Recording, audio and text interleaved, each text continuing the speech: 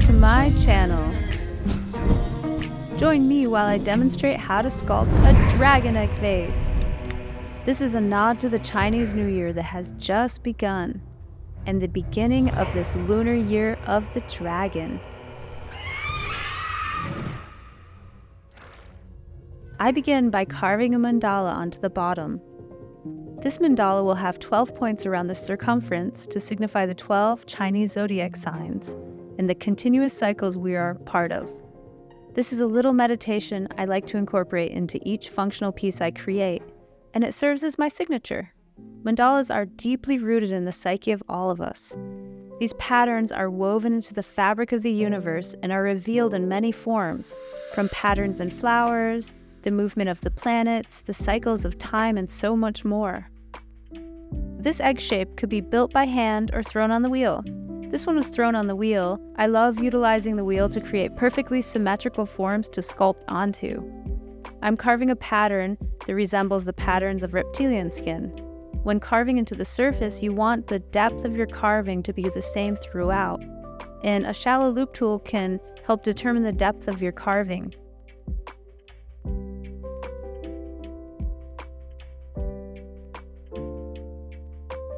I'm cutting the opening of the egg that will serve as a vase opening.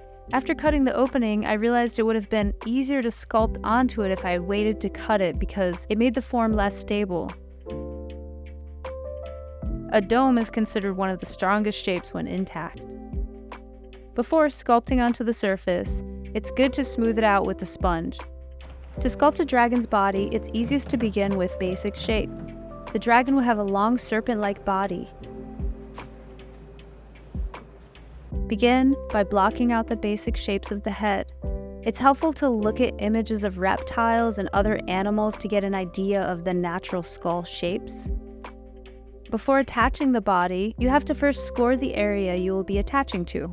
Scoring is basically scratching the surface of the clay to open up the clay particles, to then introduce slip and attach another piece of clay. To ensure that the coil is secure, go along the edge and brush on the slip. The clay can more easily bind together by pressing and creating friction between the two pieces. By smearing along the edge, it creates a bind that will help hold the pieces together. I'm dividing the clay into equal parts that will serve as basic shapes for the legs. When sculpting basic shapes, it's easier to begin with a ball of clay to then roll into other shapes like a coil. When clay has the same consistency, you can connect the pieces with slip and pressure by smearing in the joints. I'm cutting out the legs to be symmetrical and connecting the pieces to the body and the egg.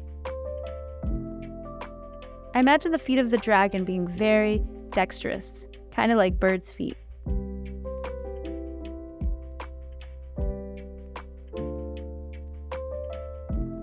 I'm carving the details of the feet, the little muscles and joints, and ensuring that the feet have a natural active look. The placement of the eyes is such an important part of a sculpture. The eyes will define the piece and bring the character to life. If I was to give advice to someone new to sculpture, I would recommend really practicing sculpting eyes. I'm sculpting more detail into the overall shape of the skull and beginning to bring the character to life by adding a brow ridge and nostrils.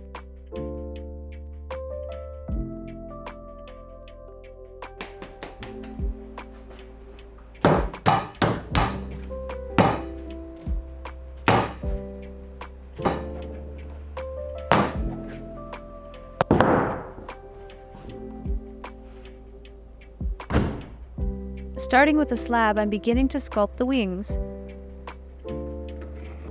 By cutting out the broad shape, I can get an idea of the overall appearance. I line them up so that they are symmetrical and eyeball a general shape to form into a wing. A needle tool is a great tool to use to cut out the wing membrane.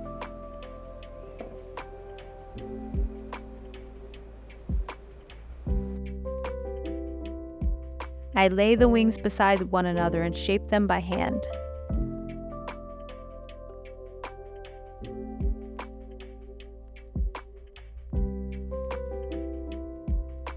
You want to make sure to secure the wings to the pot by brushing the slip and smearing the wing into the surface. Once it's on the pot, it can be adjusted and shaped more.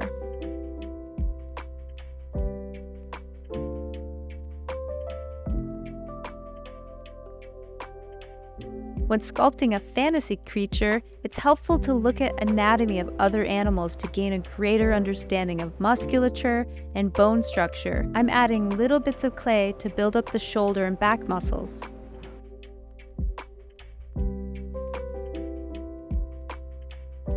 I'm adding the shoulder blade and the back muscles. A lot of animals have very similar musculature, and it's helpful to study anatomy if you're wanting to sculpt animal-like creatures.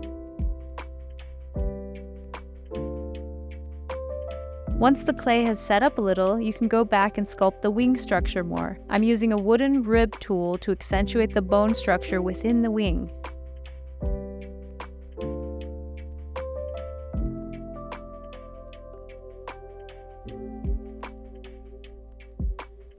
When I think about dragons, I imagine lots of horns and texture. I'm adding the horns to the head with slip and giving the eyes more detail.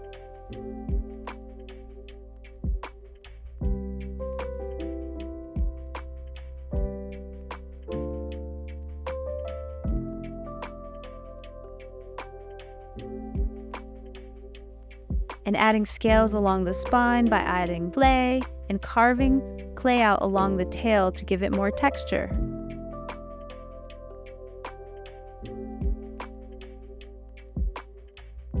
I thought the little dragon needed more tiny horns and some detail along the skull, so I added those as well.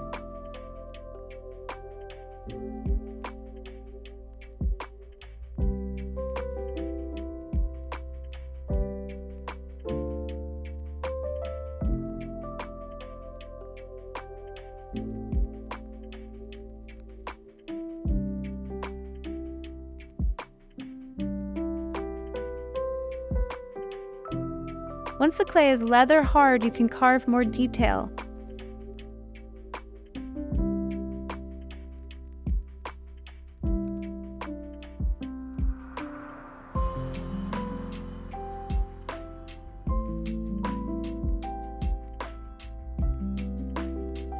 To give the wings a natural folded look, I'm carving ridges along the webbing.